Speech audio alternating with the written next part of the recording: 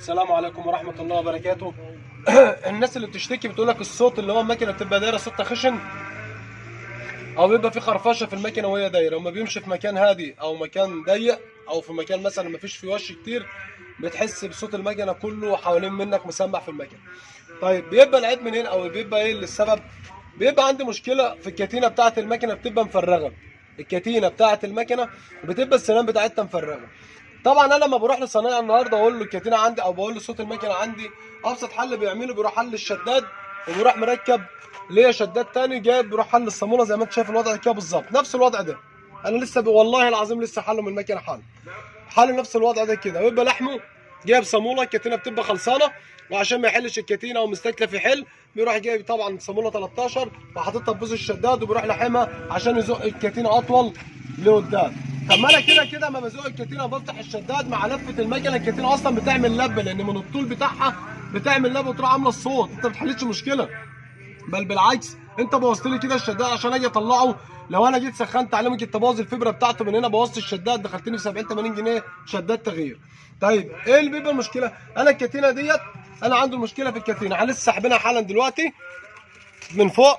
طبعا احنا زي ما احنا قلنا الكتينه ما بنحلش لها وش الزيت واحنا بنسحبها، الكتينه احنا بنسحبها من فوق عادي، بنحل وش التقسيمه وبنسحب الكتينه بتاعتنا تمام. بفور لها الكلبين بتاعها من هنا وببدا اعشق الثانيه وبسحب.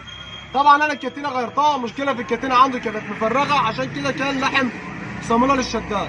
اصبح ان انا بدل ما كنت انت تغير لي الكتينه وتغرمني هقعد اعاني من مشكله الصوت بتاع المكنه، بغير شداد ولا بغير الكتينه، ادخل نفسي في متاهات. يبقى انا عشان ما اتغيرش ليا الكتينه بوصل لي الشداد ولحمت لي الصاموله والصوت عندي زي ما هو تمام. ونقعد بقى بعد كده طب انا عملت الشداد او شديت الصاموله، هل انا كده عملت مشكله؟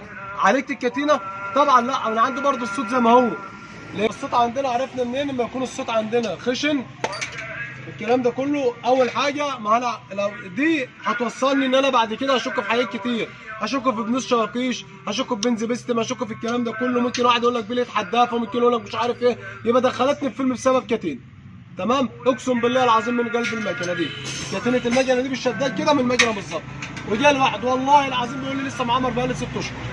طب انا يعني انا مش عارف ده 6 اشهر والكتينه وحاطط شداد. طب انت لما لقيت معامل شيل يا عم، شيل غير خالص، شيل دي كده ارميها بره وهات واحده ثانيه ركبها ما تبصش الشداد.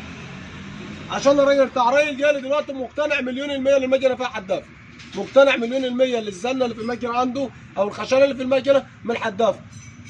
فطبعا انا لما كلمته قلت له طب اصبر يا عم هنحل. حتى والله غيرت الشداد بتاعه، ده الشداد ده من عندي على الطينه بتاعته لسه هيتغسل.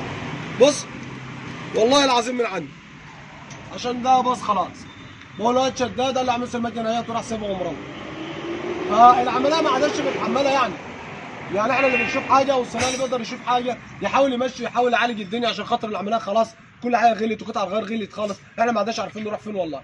احنا قعدنا بنحسس على الزبون على قد ما بنقدر تمام. فيبقى احنا لما نشوف في مشكله عندنا نحاول نعالجها. هو كان بيقول لي انا سمعت صوت المكنه وقلت له عم لحظه حليت وش التقسيمه، حتى لسه حاطط عليه السيليكون بتاعه اهوت لسه مقفله، حليت وش التقسيمه لقيت الكتينه مفرغه خالص. قلت له يا عم ده عايز الكتينه، بص على الشداد لقيت الشداد ملحوم زي كده. قلت له يا عم سيب المكنه وروح هخلص الشغل اللي معايا اشتغل لك فيها. بصينا عليها بعد ما خلصناها هندورها دلوقتي هتسمع صوتها. دور يا محمد. فالعمليه يعني احنا صوت جرب الاول، شوف من هنا مش من هنا يبقى من هنا، المهم ما توصلش على طول عشان ما تدخلش نفسك متاهات او ما توصلش للزبون. دور عليه، دور معايا يا ابو عزيز. المكنه دايره اهي، المروحه دايره اهي. صوت المكنه زي ما انت شايف بسم الله ما شاء الله نعمت خالص اهيت. ده خرطوم الفايز. المكنه طبعا ما عادش لها صوت خالص، اخرست ولا عاد حدافه ولا عاد الكلام ده كله. يعني انا لو واحد مثلا صنايعي ما عندوش ضمير او صنايعي مثلا عايز يشتغل او مثلا خبرته على قده هيحل على طول، يقول له يا عم ده بين الحدافه هيحل. وكده كده هو حالل هيغير الكتينه. من طبيعتي ان انا حالل اغير الكتينه، ما انا راجل بعمر اسيب الكتينه اجيب كتينه جديده. يبقى اصبح ان انا شلت الكتينه وانا بعمر اركبها وكده كده كان العيب منها والمكنه هتنعم. اقول لك بس عمل جت فعلا العيب تحت.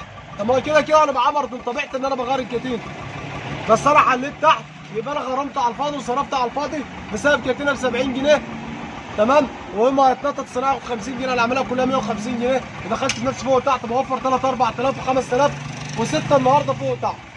فيا جماعه في عرض النبي كل واحد يحاول يعني على قد ما بنقدر يخلي باله من حاجته شويه، ويحاول ان هو يفهم، ما يسلمش نفسه بسرعه لاي حد، ويبدا لو ما كانش انا يبقى غير، ما كانش الصناعي دوت يبقى اللي بعده. المهم ما يوصلش او ما يحلش جزرا الا ما يتاكد مليون المية ان العيب عنده في اللي هو حاجه اللي هو بيحلها فعلا. هنقعد نوعد فيكم لحد امتى بقى؟ بس احنا ان شاء الله معاكم، واي حد عايز حاجه برضه احنا مش هنتاخر عنه. دايما مع يسر ابو طبيخ، انت في امان.